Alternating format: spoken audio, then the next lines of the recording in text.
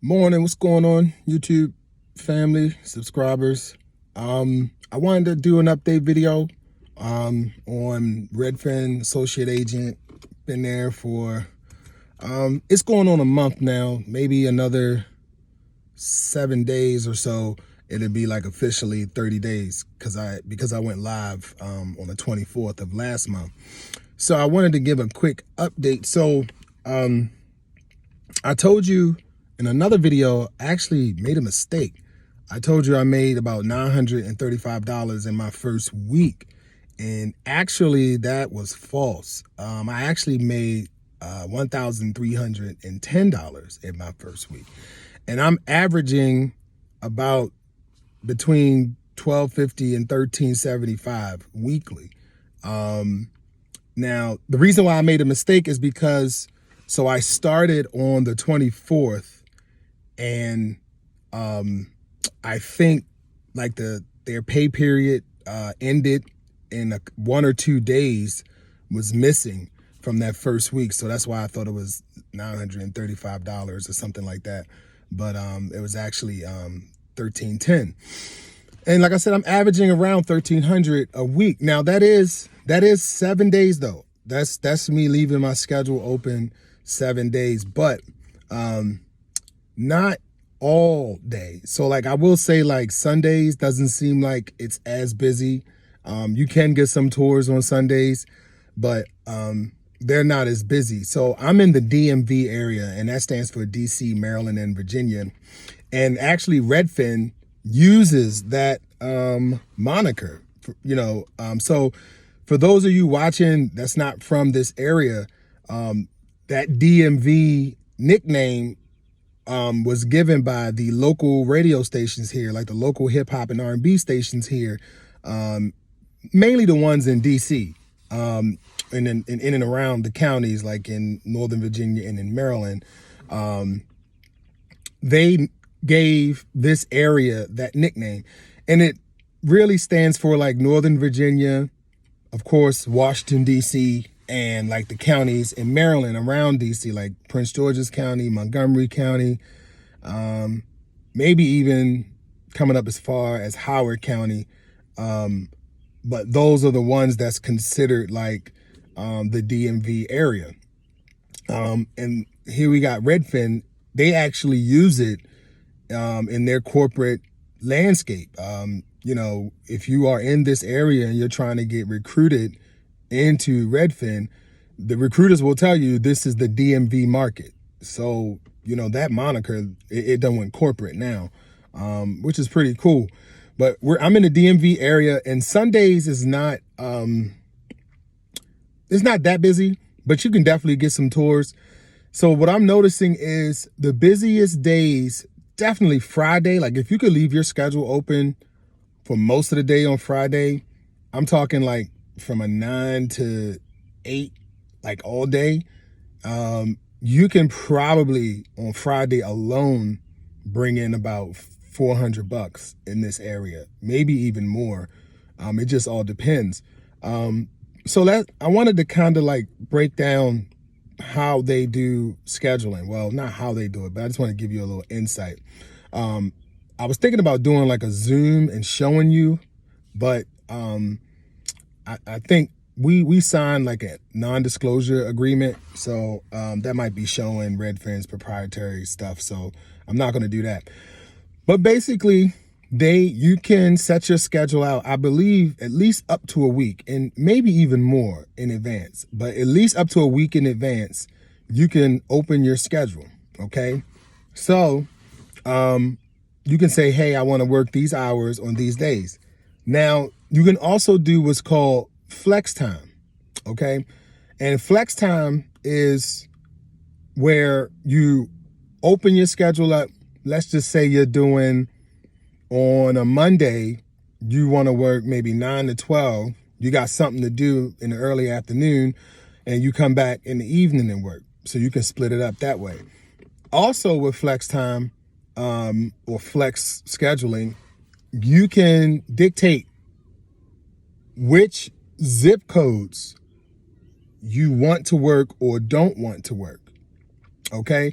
So for example, there are zip codes in like Baltimore City and Baltimore County that I don't wish to work. Like in Baltimore County goes all the way up to the Pennsylvania line.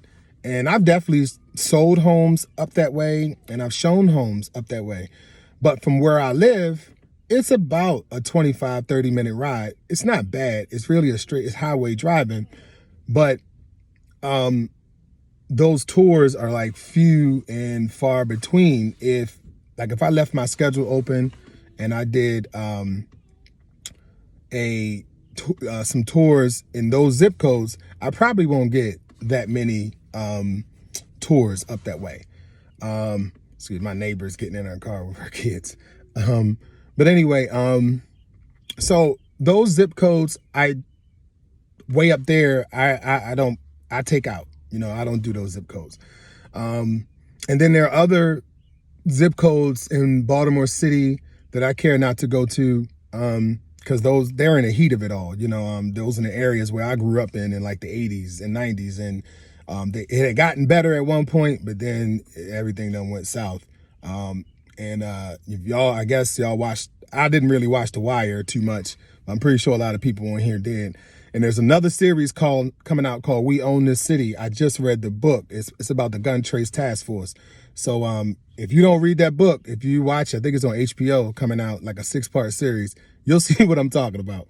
But there's certain zip codes I just care not to go into, because most of those zip codes are like investors want to go in there, and these are like vacant houses, boarded up, things like that. And a lot of times they can be like stash houses and stuff. So I'm like, I ain't going in there. But I used to, when I've had my license since 2007, and trust me, I did every single zip code. I was just that hungry, and I'm just tired. I don't feel like going over there. But again, getting back to it, I'm just rambling. You can dictate which zip codes you want to work in and you don't want to work in. So if you want to stay like near your home, and there are like several zip codes near your home, you can just say, well, I want to just do some tours around here. If your area is busy enough for that, then that's great. Where I live in Baltimore County, the zip codes around me, it can get pretty busy. So, I can probably live a little bit just off of maybe 4 or 5 zip codes that's right near me. But I typically open my schedule up for most of Baltimore County and the majority of the city. Now, so they recruited me for Baltimore County and Baltimore City. However, I can add zip codes for other counties. So there's Carroll County, there's Howard County, there's Anne Arundel County, and of course, PG, Montgomery, those other counties I was telling you about, that's closer to the DC area. I can open my schedule up to those zip codes. And as a matter of fact, I think I did open my schedule up to a few zip codes in Howard County, but I think the way that the algorithm works, well, I don't even know if it's an algorithm. It probably is. But there are tour coordinators who actually schedule the tour for you. Now, for some reason, they can't schedule it. They'll push it over to you and you got to schedule it. But 90% of the time, they schedule it. And it also takes into account drive time and traffic as well. And they do a pretty good job at that. So I haven't gotten tours like in the Howard County area, although I have my schedule open to a couple of zip codes down in Howard County, like Columbia, Clarksville, Laurel. I have my schedule open to that, but I think what it sees, it may say, well, he lives here in Baltimore County, and there are several tours that he can do that's actually, within 5-10 miles instead of, me driving 20 or so miles to a tour. So, but you can open it up to that. So over here in this market, like I said, so trying to figure out what days are the busiest. Definitely Saturday, all day Friday. Another thing is in the schedule, you'll see, like if you go to the calendar, there'll be like on a day and across several hours, you'll see like a yellow line, or like it'll be shaded yellow. And basically what that means is for those hours, that's when they need realtors. They probably are predicting that it's going to be a lot of showings, and they don't have enough realtors for the showings. So you'll see, they'll say like, from this time to this time, we need a bunch of realtors or whatever. And I've noticed in this area, like Tuesdays, it's funny, like Tuesdays between maybe like 1 and 4, it seems like, and into the evening time. But it seems like that early afternoon on Tuesdays, Fridays, it typically starts early on Fridays. You might see that yellow line show up like around 11 a.m. all the way into the evening. So, if you leave your schedule open around that time, you're definitely going to get some tours. I think you can average, if you left your schedule open, wide open. I don't know about the winter time.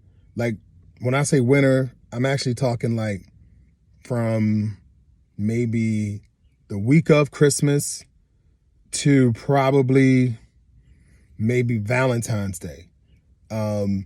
It'll probably be and that's normally the slowest in the real estate industry. So your average may drop because people are probably not touring as much. But outside of those weeks, I believe if you left your schedule wide open 7 days, let's just say from like 9 to 7:30, I think you could do 8 to 9. I don't show homes at 9 o'clock at night or past 8 o'clock. I don't want to do that. 8 o'clock is the latest. But if you left your schedule wide open, honestly, you can probably average in my market at least 1,500 a week. It's a hustle. You just driving around. But if you're trying to get some money up quickly, yeah, you can make that. Now, on a part-time, I think if you're just working like evenings and weekends, you can easily probably get maybe at least $200 on the evenings, like Monday through Wednesday, $200 each night. And Thursday and Friday, you might be able to get in closer to, 300 on those evenings. It just depends on how busy your market is and what time of year it is. We're getting in that time of year when things start to heat up. And on Saturdays, you can probably hustle your way to a $400 or $500 day, maybe even a little bit more, especially when around the springtime and the summertime. So like in Maryland, so right now it's typically, now that the pandemic is kind of simmering down, right now is the time of year where, like in Baltimore City, they do a lot of these, they call trolley tours, and it's not really a real trolley. It's just like it's really just a bus. But they drive around to different open houses.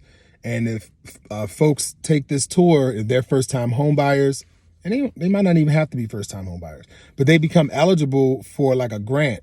And there are certain rules to be eligible for it. I don't want to get into all that. But, those trolley tours start. We always have first-time home buyer classes going every month at different nonprofit organizations. But the grants, the money's replenished in January. So their fiscal year for those grants run the calendar year. And like I said, this is when the clutch of the season, when people are starting to get out there. Spring break is over, summertime is coming. So they might want to hurry up and get some things done and move into a home. And then on the summer, they vacation or, start settling in. So it gets pretty busy. So you can probably really rack it up. And like I said, like if you left your schedule open, if you're doing full time like I am, you can probably get about $1,500 a week, around that much. So, it's not bad. $1,500 a week is about $75 a year, I guess, give or take, something like that. I wouldn't suggest doing this full time, this is a great part-time gig. The only reason why I wouldn't suggest doing this full time is because I don't think you should get used to it. This is actually a really good thing. It's so good that I believe eventually something's going to change. So I was following another Redfin associate agent. He was down south, and just from watching him, things changed with them where they were making more per tour, and then they changed how much they were making. I think they dropped it like $20 per home or something like that. On the weekends and evenings, I think he was making like $90 per single home tour. And they dropped it to like 70 or something. Up here, it's like 60. It's $60 in the evenings for a single home tour and a weekend single home tour. And then it goes up from there, like $20 more for a 2-home tour, something like $80 for a 2-home tour. And it goes up from there. So I do think things, Redfin eventually is going to see that things are changing, the dynamic is changing, and I just don't see this associate agent position lasting that long. I mean, maybe another few years, I guess, but I believe it's going to change. This is actually a decent part-time gig if you're working part-time. Right now, I'm using it so I can focus. I just finished my business plan on opening a brokerage. I got a few little tweaks I got to do to it. And I'm looking at probably starting the class. I looked up, I think you guys like 3 modules that you got to take. And I looked online. There was an online class, like module 2 and module 3 they got coming up soon. I think you could take them out of order, and I'll just wait for them to come up, schedule another module 1. But I think I'm going to hop on that at the end of this month and start taking those classes. I want to have my broker's license, or at least the education, done before the summertime is over. So once I'm done that, I'll probably eventually move away from Redfin and just start my own thing. But for now, it's actually a good gig. So, like I said, if you left your schedule open, you can probably make about, I don't know, you in this area, I mean, you could definitely do $1,300 in a week. And it's not bad. It's not bad. So what I'm gonna do, my next few videos, I'm gonna start doing like a day in the life to kind of show what I do during the day. So like right now, I just came from the gym. I got a membership over at the YMCA. I got there like 5:30, and it's about, I don't know, a little after 8 o'clock. I was there for like an hour and a half or so, 2 hours. So the next thing I do is, after I come from the gym and go in, I'm gonna probably start working a little bit more on that business plan. Just kind of tweaking it a little bit, just crossing some T's, dotting some I's. And I'm gonna start doing my homework on some marketing and how I'm gonna budget myself when I get my broker's license. So that's pretty much how my day goes. And then I'll probably open my schedule up around noon and leave it open until about 8 o'clock and, make some money out there. So, why don't you stay with me, man? I'm probably going to make some videos on what not to do as a realtor so you don't mess up like I did. But I appreciate everybody that watches. Stay focused, stay positive, and I'll see you soon.